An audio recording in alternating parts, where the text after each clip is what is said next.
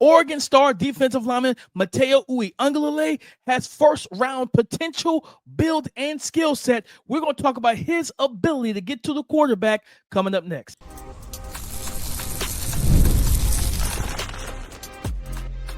You are Locked On NFL Draft, your daily podcast covering the NFL Draft. Part of the Locked On Podcast Network, your team every day. Welcome back to the Locked On NFL Draft Podcast, your daily podcast covering your favorite draft prospects, part of the Locked On Podcast Network, your team every day. I'm your boy, Damian Parson. I am an NFL draft analyst with Bleacher Report. That's my guy, Keith Sanchez. He is a director of scouting with the Draft Network and 2019 national champions with those LSU Tigers. And as always, thank you for making Locked On NFL Draft your first listen today and everyday shot for being our everydayers. Guys, we got a fun one. We are getting into Matayo Uiagalelei, DJU's younger brother, 6'7", 6'5", 270, power player. We're talking about Mikail Kamara. He may be the outlier of this pass rush group for the 2026 NFL Draft. And then a transfer from Stanford to Texas Tech, David Bailey, and his bag that is pretty big about getting to the quarterback. But before we get into that, guys, today's episode is brought to you by FanDuel. Right now, new customers can get $150 in bonus bets when your first $5 bet wins. Again, 6'5", 270 pounds, Keith, Matayo Uiagalelei, coming off a season last year, 4 QB hits, 9 sacks, 18 total pressures and hurries. He had a fumble force. He had 1 fumble force on the season. And this is a guy that has the look and the height, the weight. And I've still, you tell me if you disagree. I don't believe he is a maxed out frame yet. Even though he's listed at 270, I still think that this young man has more room in his body to add a little bit, because he's only 9. He's going to be, matter of fact, he's born the same month as I am, in July. So July 2nd, he turns 20 years old. He's a young player. So he hasn't hit that full grown man strength, that full grown man body yet. I feel like he could add a little bit more mass and muscle to his frame, but he already plays with really good power for a guy of his size and his frame. He has a good get off the line of scrimmage, and he knows how to collapse the pocket. He's a great run defender too. I think it was against Ohio State. I was watching the first matchup. They had him reduced. I think it might have been like a 4th and 1. They tried to power it. Ohio State did with the run game up the middle to Quinshawn. And he's playing like that 1 tech, maybe 2-eye. And his ability to control his body, contort his body, fight through blockers, and basically submarine through the offensive line and make the tackle behind the line of scrimmage. I'm like, yeah, this is 270. You know what I mean? Like, this is 270, but it's not 305, 315. This is a guy that's 270 fighting through double teams, things of that nature. But I like his hand usage and what he's flashed already. I truly believe he could hit the ante on his QB hits. You know what I mean? Like, I think he can get more QB hits and more hits on the quarterback and more pressures. Again, he closed a lot of, like, to get 18 hurries, but close on 9 of those to get 9 sacks. That's a pretty nice conversion rate. You're talking about getting into the backfield. He's definitely a first-round caliber guy. He has the look. I think last year, Keith, this past draft, the talk was that class didn't have the look of first-round edge rushers. This class does. Like, between him, Keldrick, Falk, there's multiple guys that look like they could play defensive end in the NFL. Yeah, I'll start with between him and Keldrick Falk. I think those are my 2 guys that are battling probably for the edge one conversation. And just from the perspective of checking all the boxes when it's height, weight, athleticism, strength, versatility to play different alignments. Because if Matayo is 270 pounds, right? Like, that's another guy that you can kick inside and do some different things. And you can also project scheme versatility on these guys, right? Because and you talked about it with his frame. He's a candidate for trimming up, right? And putting some lean muscle on him and getting down to 260 pounds. Or he's a candidate for, you know what, let's just tell him eat a little more, right? And get to that 280, 290. And then now you have you kind of have that 4-eye. And you talked about how good he is in the run game already. So there's a lot to do with Matayo. I believe I said this already, but to me, in my opinion, he is, from a frame perspective, with everybody wanted JT Tuimoloau to be. I think he is that guy, right? Like I think he actually can put it all together, and I'm excited to see him.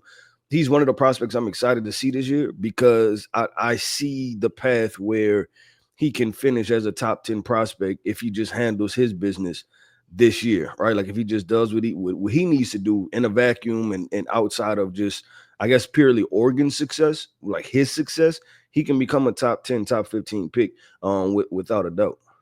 Yeah, and I think for him, the challenge is going to be now there is no Jamari Caldwell. There is no Derek Harmon, Jordan Birch. All those guys are in the NFL now. They're getting ready for the dude this year. You're the guy that when offenses break the huddle, their blocking concepts in passing in the passing game is going to be derived in surrounding you, like stopping you from getting to the quarterback and creating and causing havoc.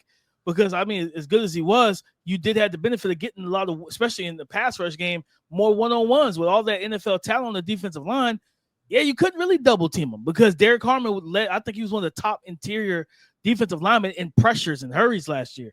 He got in the backfield. Jamari Caldwell, another guy, pocket pusher. He got back there when Jordan Birch was healthy. He got back there. You had Jeffrey Bossa at the second level who would blitz as a former safety, high-end athlete.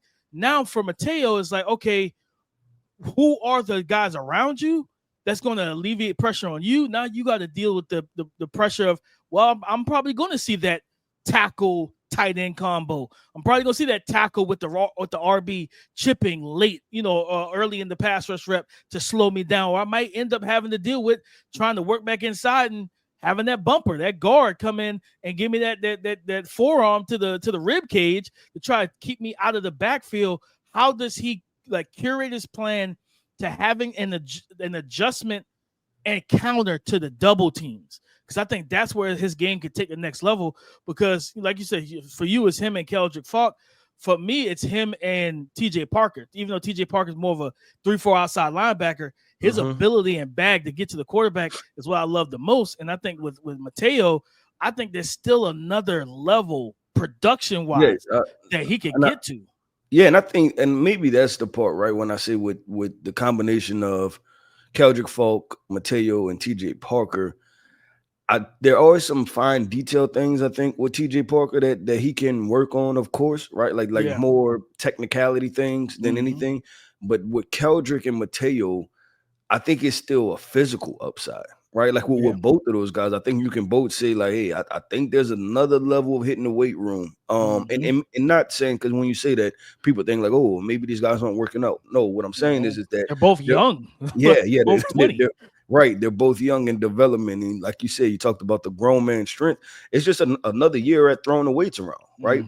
And I don't think what they look like now is what they're going to look like when they're 22, 23 years old, right? So that's the part where I guess I say like they're still pure upside. Quick question before we have to transition. Did any comp come to mind for you? I'm glad you asked it because I just pulled I want to make sure I had the measurements right. I think at not even at his peak, but he reminds me a lot of Michael Bennett. You remember Michael Bennett from played with the Seahawks. He was 6'5", 275, good athlete, strong against the run, could play inside and out, and his motor was unmatched. Like he was a madman out there on that when they had the Legion of Boom. It was him, Cliff Averill, they had multiple pass rushers that they can go to a 3 defensive line for 3 defensive end set and just create all type of havoc and hell for quarterbacks. I see Michael Bennett in his game. Long arms, long frame, power, athleticism. And again, I think with him, with Matayo, he flashes technicality and nuance. Because he's still young, I still think there's more from that aspect he can grow into. So then you add more of that detail to his game. And it's like, yeah, we got to look out for this young man because he definitely projects as a potential top 10 pick. Just off of coming off last year, and then you look at the body types, and we know the NFL are sucker for guys that you got the unteachables. You 6'5", 270 already as 19 years old. I hate to see what you look like at 23. No, 100% with DP. Let's keep this thing going, man. And this guy made some buzz around his name last year in the NFL draft community. Mikail Kamara, Indiana was one of the better Big Ten teams, right? And we know about the quarterback, Curtis Rourke, but on the defense side of the football, Mikail Kamara made plays. Let's get into Kamara this year. Let's talk about him coming up next. Summer sports are in full swing, and whether you're all about baseball under the bright lights, golf on the green, or high-stakes soccer action, FanDuel is the best way to make every game even more exciting. You're already following the action. Why not make it a little more thrilling? With FanDuel, you can get in on the game while your friends are getting sunburned at the beach. And I've been using FanDuel to track my favorite matchups, and the app keeps it fresh. And with new daily promotions, fun ways to bet are all there. Guys, I'm telling you, you don't want to miss out on this. Are you new to FanDuel? Simple. New customers can bet just $5 and get $150 back in bonus bets if your first $5 bet wins. Again, if you bet just $5, you get $150 back in bonus bets if your first bet wins. Open the FanDuel app today or visit FanDuel.com/locked-on to get started. Indiana star edge rusher Keith Mikail Kamara is probably going to be the outlier of this edge rush group, because we just talked about like Keldrick Falk and with Matayo Uiagalelei. Those guys are 6'5", 6'6", 270. Well, Mikail is 6'1", 265, but he's the most productive probably of all the edge rushers that we really talked about so far. This guy's coming off a season last year, 18 quarterback hits, 10 sacks, 40 total pressures, and he had 2 fumbles forced last year. And when you look at him again, like he's not going to be everybody's cup of tea. Like we just talked about at the end of the Matayo topic. He's the NFL. We know that there's certain ideologies that are still a little archaic, where it's like, oh, this guy has to look a certain way. You got to have a certain height and arm length measurement, different things like that. And then there's just guys that are outliers to those type of things. I think that's what Mikail it gives you. He's athletic. He got a good get off. There was was it Maryland? I think it was a Maryland game.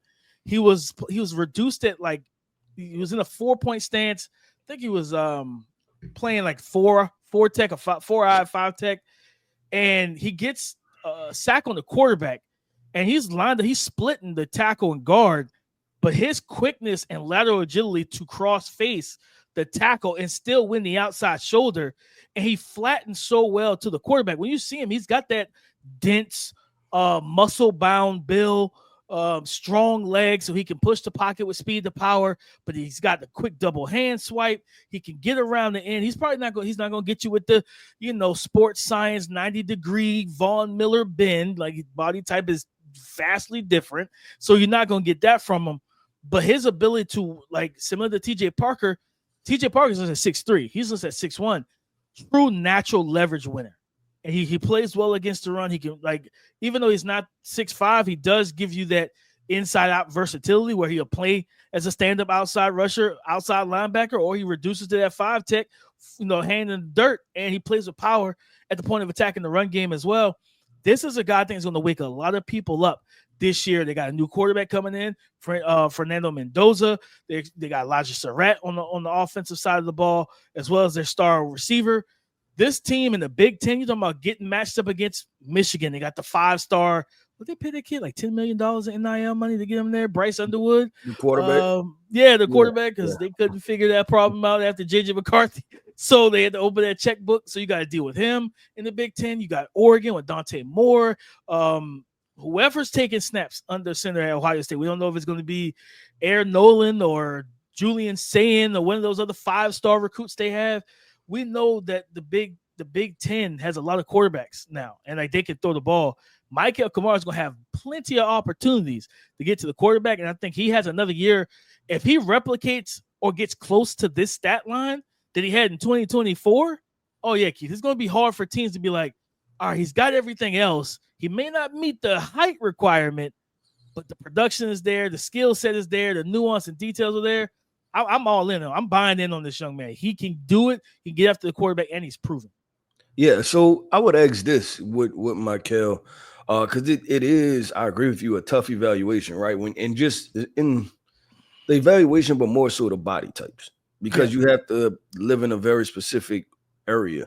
I have a question. Would you let him stay at 260, or would you want him to trim down and see if you can get more explosiveness out of him? Because I think like the way Indiana uses him, right? Like you talked about him getting kicked inside and things like that. I don't know if he's going to do that in the NFL consistently, right? So I think with prospects, especially edge rushers, is the box you want to get yourself out of, right, is the tweener label, right? You don't want to be like, man, he's kind of too heavy to be outside linebacker, but he's not quite, big enough to be a interior defensive lineman. So that's what I want to ask. Like Mikail Kamara, would you keep him at the same weight? Would you take weight off? Would you ask him to put on more weight? Like what's the role, I guess, day one after you draft Mikail Kamara? Yeah, I think you probably I wouldn't mind dropping him a little bit because he's listed at 265, almost 270. If I can get you down to 255, make you a pure outside linebacker, like you said, improve, because he's already got a good get off and first step quickness, but you improve that by dropping some weight. You will still keep some of that muscle on him to still be able to handle the run responsibilities on the edge and stuff like that. I wouldn't be opposed to that at all. I think it's similar to like we talked about Matayo. It's all right. Do you trim him down, or do you bulk him up even more and try to make him a 4-3, edge rusher? You think about guys who have played at 6'1" in that 255 to 260 range. You think about Elvis Dumervil when he was with the Denver Broncos, right? Like this was a guy that was a really good pass rusher. He knew how to get back there, and he was a guy that played very similar to, in terms of height. And you know what I mean? So if you want to drop him down 10 pounds, I'm not against that at all, Keith. And I think that's probably going to be the big thing for the team that drafts him, is like, all right, what is your plan for him? Because again, we just watched Josiah Stewart get drafted, right? And he was another sawed off, like that 6'1", 6'2", up 200, and he was even lighter, right? He was probably 248, 240 somewhere in there. Yeah, like he was definitely not 265. So like you look at him and when he was drafted 3rd round, you know what I mean? Like he's 250, but he came into the combine at 250, right? Like I don't know if he played at 250, but he came in the combine at 250, and he got drafted 3rd round by the Rams, right? So I think there's case studies where you can find guys that kind of meet and match that body type or similar to it. Then you have the guys like Victor Dimukeji, right? Like 6'1", similar body type, 6'1.5", 260, 265, who came out of Duke, played edge. When he got to Arizona, he was kind of used as a tweener in that sense. And it's like, if you're playing fully that tweener role, it disrupts the development as a player. When you're like, okay, you want to get him used to winning off the edge, well, you have to play him more on the edge. You want to get him used to winning on the inside and being quick on the inside, you got to play him inside. If you're flip-flopping and moving him around, he's not really getting the reps to really develop at either one of those spots. So I wouldn't be opposed to him dropping probably about 10 pounds, getting down to 255, 257 like Elvis Dumervil, and being a true stand-up edge rusher. Because I think even if you drop, like I said, drop 10 of those pounds, you're not losing the muscle mass and the build that he has. You're just dropping some weight, getting a little bit more explosive, and playing that full-time edge role. And I just think this is a guy that, like, with his bag and his understanding of leverage and timing of his punches, he knows how to. And with that one thing I love, he knows how to force guys because of his height. That's why I do think the edge rush thing is so intriguing, Keith, because then he forces these taller tackles to have to lunge at him, because he's shorter than them. You know what I mean? So you talk about working that outside shoulder. He did that against Maryland. Their right tackle, at one point, his feet was in one spot. His upper body was reaching in a different direction. And I'm like, yeah, you're got. And he passed him off or passed through him, you know what I mean? Displaced him and got to the quarterback. So I think dropping some weight might be the move for him so he could play that true full-time stand-up edge role and have that defined role. And you're not flip-flopping him around and screwing with his development. Because then once you get in the league, man, we don't got time for that. We don't have time to be screwing with developments, man. Yeah. I to me, he screams DP, and this is not a bad thing, because like in my grading charts, right? So he screams 3rd, 4th roundish type player, right? But in my chart, like if I'm operating as a premium GM, that's still drafting starters, right? Like I'm still drafting baseline starters. And for me, the more I do this process, right, of the NFL draft scouting, the more that's the fun part to me. Those third and fourth round picks, once you watch post draft, right, who these teams pick, and be like, yep, that's going to be a key pick for them because they was able to get him in the third, fourth round, and that's a true starter. And I think Kamara has the upside. When I think about the opposing side of that, is the guys that have the quote unquote physical traits, right? And they check the height weight box, but you don't necessarily see the film. Like, would I be surprised if a guy like Mikail Kamara ends up outproducing a guy like Isaiah Foskey? I wouldn't. Yeah, 100%. Because from an instincts perspective, right? And Isaiah Foskey was talked about in the first round. Kamara may not be mentioned to the third, fourth round, right? Like, and may fall further, but like you said, we have other case studies. That's why you got a guy like Dwight Freeney, right, who fell in the draft. Just because Robert of the Mathis. Yeah, Robert Mathis was another one, and the Colts cleaned up on that. But it all comes down to these measurables. But at the end of the day, I think, and I'm gonna say this, and I'm pretty sure you agree with me. Instincts is so huge. It's such a big part of this plan, and there's nothing that you can put on a piece of paper, right? Like there's no measurement for instincts, right? You got to cut on the film, absolutely. You got to watch the film. But DP, let's wrap this thing up, man, with Mr. David Bailey, a Stanford transfer, now at Texas Tech, right? And he plans on balling out. Let's talk about David Bailey coming up next.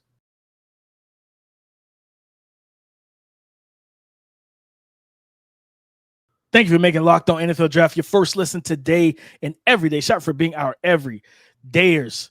Stanford transfer edge rusher David Bailey, listed at 6'3", 250 pounds. That is a little questionable to me. I don't know if that is accurate. But coming off of a good performance last year, this guy was on my radar. Actually, he won one of my game balls during the actual college football season when we did the game ball segment at the end of those shows last year, because he was playing well for Stanford and transferring from Stanford. Shout out to Texas Tech, number one. They went out there to the transfer portal and said, we got to get better defensively. They went and got him and Romello Height from Georgia Tech. Another, I think he's like 6'3", 255, like look like a true defensive end type. I'm like, okay, you guys said, yeah, we got, because they have the offense and everything like that. They can put up points, got the quarterback, they got multiple receivers. They need to get better on the defensive side of the ball. If David Bailey's going to do that, 26 total pressure, 6 QB hits, 7 sacks. He also, Keith, 5 fumbles forced last year. This is a guy, when I watching his tape, first step quickness, bend, dip and bend around the edge. He has counters. He knows how to get back there. He has a pass rush plan and instincts as a pass rusher. And I think going to the Big 12, Keith, where what are they known for, Keith? Throwing the football. All those spread and air raid offenses. I know David Bailey and Romello Height is sitting there licking their chops, Keith. Like, oh, yeah. Like, we're about to get 40 chances to rush the passer every game. We know that, right? Like, you know that you're going to get plenty of opportunities to get to the quarterback. And I think with David Bailey, again, to body type wise, he reminded me a little bit of Jalen Walker. I think Jalen's a little bit more filled in upper body wise, in terms of his arms are bigger and stronger, bigger and more filled in. He's a little bit more muscular, but body type wise, like height and everything like that, he reminded me a little bit of him. But this is a guy that has the true pass rush experience, playing as a true edge rusher. Not playing the off-ball backer stuff, where I think this is a guy that knows he understands how to set guys up. He has sudden movements. I love like how he gets to the top of his rush, and he times punches to get underneath the punches the tackles and blockers to dip and bend underneath it, flatten and close to the quarterback. He's got good closing bursts and speed. The thing for him is going to be handling the run game. The run fits, and in terms of for NFL defense, true 3-4 outside linebacker, he would fit in well with this past year's class, because that's what we had a ton of, the true 3-4. That's why for me, I think if Mikail Williams had the year he had last year, it came out in this potential class, I don't think he goes 11, because there's too many body types that are similar to yours. He was a little bit of the outlier because at the top of the draft, of course, you're not drafting Mikail over darn Abdul Carter, but a team like San Fran's like, yeah, I'll take Mikail over Jalen Walker, because we feel like you are a true defensive lineman. we don't know what Jalen Walker is going to be for our defense, right? So, like, or James Pierce or different guys like that. I look at David Bailey like this is going to be probably a day 2 guy, third, fourth round, but he's got a big chance to up the ante in terms of his production because he's going to get a lot of opportunities to rush the pass in the Big 12. All they do is throw the football. Yeah, and that's a huge part of it, DP. Like it's almost like the defensive back, right? That be like, oh man, he don't have any interceptions. Well, they don't throw his way, right? Like you kind of need the opportunities to be able to capitalize, right? You just need them to present themselves. But I'm with you. I like what David Bailey provides, right? As far as just a true stand-up outside linebacker. What's the upside? Like, and I think there's I don't know if you felt the same way, but when I watched him, I seen like a clear, like, okay, this is what this guy can do, right? Like, this is where he can come in, and he may come in early on as a designated pass rusher for you if you feel like, DPR. Yeah, if you feel like, okay, I want to develop his, I want to get like some of his, like run technique together and things like that, and make sure that he's, clean, like, kind of introduce him to the game. How do you feel about a Baron Browning type? I like that a little bit. And I guess from a sack production standpoint too, because Baron had to kind of make the transition, right? Or even the other Denver Bronco. Man, he played at Arkansas. Why am I blanking on this young man? Drew Sanders, right? Like in potentially something like that too, because David Bailey, I feel as though he had enough movement skill in him that he's a guy that you can kind of hybrid him out, right? Like let him play some stack back or two, move him around, let him mug the A gap. Mostly you want him going forward, right? This is a guy I would want rushing the passer, but we talk about these defenses giving exotic looks. He's an exotic look type guy. So if your defense has multiple fronts and they like to show multiple pictures, he's a guy that can fit into that type of situation. Yeah, I think that could. I think that definitely could work for him if you wanted to pull him off ball, things like that. Him being listed at 6'3", 250, if that's true, right? These schools don't always tell the truth about the height and stuff. If he does it, he reminds me of a guy.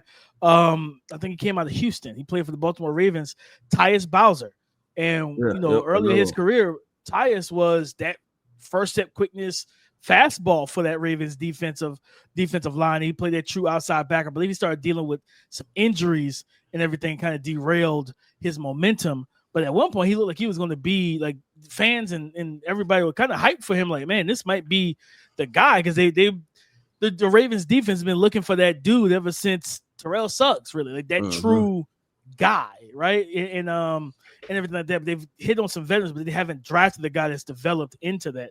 And when I look at David Bailey, I'm like, yeah, you could be, again, 6'3", 250, like Tyus Bowser was 6'3", 250. You know what I mean? And I think he can, kind of fill that type of role. Like you said, be a DPR. I think that's the floor. The floor is DPR. When he gets drafted, I think this year, again, the Big 12 doesn't run the ball as much. I would have loved to see them. And I would love to see him in the ACC at worst, because the ACC will run the ball. Like, they'll run the ball in the ACC. The ACC, the SEC, Big 10, you're going to deal with a heavy dose of run. You're going to get balanced offenses. The Big 12 is more pass heavy and everything like that. So you want to be able to, because I would love to see him against those power players on the trenches in those conferences. Say, okay, how are you handling the run game? How are you setting the edge? Different things like that, because that's going to set the baseline for you as an NFL draft prospect. Because if we feel like you're good enough coming out of college that, all right, we just can work on just how we align you, different things like that. Like, you know what? We break the huddle. Wherever that tight end goes, that's the strong side. We want you on the side of the tight end in the run game. We don't want you directly on the hip of the tackle because you might not be suited for that type of run defense, but you can handle the tight end work. You can handle dealing with Travis Kelce or Brock Bowers or some of these other tight ends in the league, the Theo Johnsons and stuff, because you feel like you can handle that and still be able to set the edge and do well. Main thing for him and even Kamara, the arm length is going to be big for these guys, right? I think with Kamara, we talked about him being 6'1". If he comes in with 34s, somebody will be like, you know what? I'll take him in the top of the third. You got 30, 33, 34-inch arms. I'm good with that. David Bailey, you can't come in. I don't think you can come in at 6'2", 6'3", 250 and have like sub 33s, like 32 on the dot, and it still end up being a day 2 pick. He's going to have to come in with a good arm length and wingspan to really sell teams that he can handle the run game, play physical, and he's also got, if he is 250, do you try to add a little bit of weight? You know what I mean? Maybe 5-10 pounds to him so he can be, it's more so in the lower body, so he can handle the run game stuff in the NFL. But at worst, his floor, DPR. You know, this is a guy that can come off your bench and give you some fast ball on third downs. He's the guy you keep fresh. He's your pitch hitter as a pass rusher. Yep, with DP, that wraps up another episode, man, of the Locked On NFL Draft Podcast, Scouting Notebook Edition. DP, I am Keith Sanchez. You can find me on X at The Talent Code. That right there is my guy, my co-host, Mr. Damian Parson. You can find him on X at DP_NFL. And like we like to say, man, y'all come talk to us because we like to talk back. Go subscribe and follow for free on YouTube, wherever you listen to podcasts, to get the latest episode as soon as it is available. On tomorrow's show, we're going to talk about some running backs, guys. Jeremiah Love. Is he RB1 heading into the 2025 college football season? Got him, Nick Singleton, Katron Allen. He might be ahead of the pack. We're going to talk about his game on tomorrow's show. So come and join the conversation again tomorrow on Locked On Podcast Network, your team every day.